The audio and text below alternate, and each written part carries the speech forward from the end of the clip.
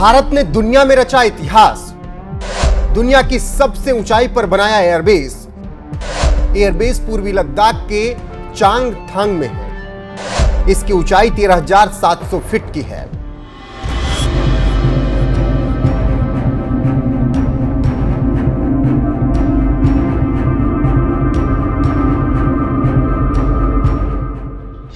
स्वागत है आप सभी का एनएफ न्यूज पर। मैं हूं आपके साथ रोहित। भारत और चीन के संबंध काफी कठिन हैं।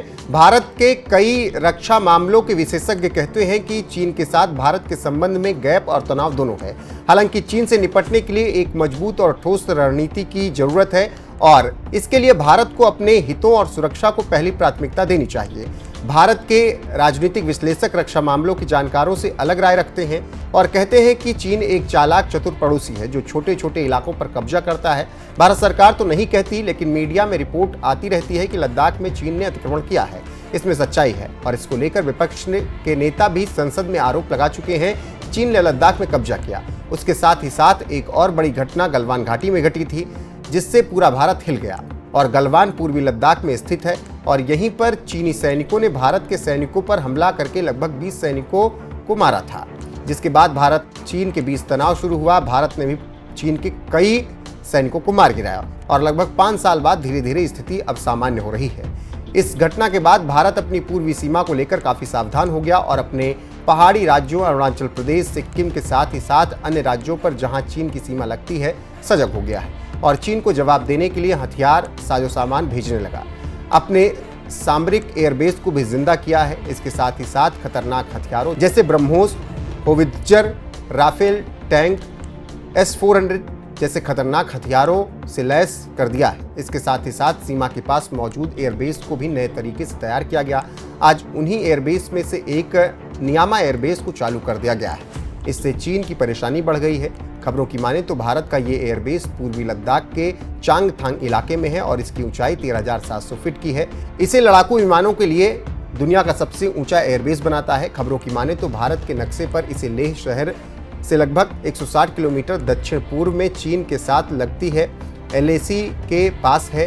पैंगोंग त्योस झील के दक्षिण में है और काराकोरम पर्वत श्रृंखला के पूर्व में इसे देखा जा सकता है। इस एयरबेस के चालू होने से सोशल मीडिया पर चीन को लेकर तरह तरह की टिप्पणियां आ रही हैं और लोग कह रहे हैं कि ये शानदार सफलता भारत की है। इस एयरबेस से एक और काम ये होगा कि अब भारतीय सैनिकों को पहुंचाने, ले जाने में काम जल्दी होगा। एक अंग्रेजी अखबार की माने तो इस एयरबेस को लेकर रक्षा मंत्रालय या भारतीय वायुसेना ने कोई बयान जारी नहीं किया, मगर सोशल मीडिया पर इस एयरबेस को लेकर खबरें चल रही हैं और इस बेस से कुछ लड़ाकू विमानों की तस्वीरें वायरल हो रही हैं। यह एयरबेस इतिहास समेटे हुए है। इस एयरबेस का निर्माण पहली बार 1962 में हुआ था। फिर 2009 में भारतीय वायुसेना एक्टिव कर दी गई। 2009 में ही चंडीगढ़ से उड़ान भरने वाले नंबर 48 स्क्वाड्रन के एक AN-32 सामरिक ट्रांसपोर्टर द्वारा एक परीक्षण लैंडिंग की गई। रक्षा मामलों के जानकारों की माने तो न्योमा के उपयोग से इस पहाड़ी इलाके में सेना की रसद सहायता बढ़ जाएगी। इस एयरबेस पर हेलीकॉप्टर के साथ ही साथ AN-32 और C-130 हरक्यूलिस रोजाना उड़ान भरते रहे हैं, लेकिन अभी भी पूरी तरह से ये विकसित नहीं है और सुविधाओं का अभाव है। लेकिन अगर चालू हो गया तो ये बड़ी सफलता है और इससे चीन को घेरने के लिए भारत के पास समय मिल जाएगा और भारत रणनीतिक तौर से बढ़त बना सकता है।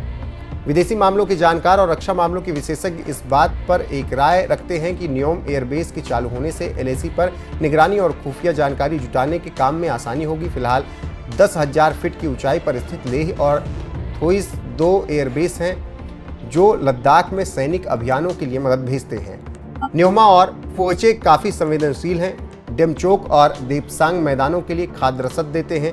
आप जानते हैं कि इन दोनों जगह पर चीन की हलचल ज़्यादा होती है और यही 2 जगह है जहां भारत चीन की सेना भिड़ भी जाती है। अब हम बताते हैं कि आखिर न्योम की कमजोरी क्या है और रक्षा मामलों के जानकारों की माने तो यह लद्दाख में दुनिया की सबसे ऊंची पट्टी दौलत बेग, ओल्डी और फुफचे के बाद तीसरा सबसे ऊंचाई वाला एयरबेस है। ठंड के दिनों में जब तापमान 0 से -40 डिग्री सेल्सियस पर चला जाता है और भारी बर्फबारी होती है तो मौसम की मार से ये इलाका काफ़ी खतरनाक हो जाता है। बर्फ भरी हवाएं लड़ाकू विमानों समेत इंजन के प्रदर्शन को कमजोर कर देती है, जिसके लिए लंबे रनवे की आवश्यकता होती है और पेलोड क्षमता लगभग आधी हो जाती है। अत्याधुनिक तापमान में ईंधन, तेल और भंडारण में और कुछ इलेक्ट्रॉनिक उपकरणों को लेकर समस्याएं आ जाती हैं। उसके अलावा न्योमा की LAC से नजदीक चीनी तोपखाने और छोटे सामरिक ड्रोनों की पहुंच में आती है, जिनका पता लगाना भारत के लिए मुश्किल होगा और यह इलेक्ट्रॉनिक युद्ध का भी शिकार बनाता है। ऐसे में भारत को इस मामले में अलर्ट रहना होगा।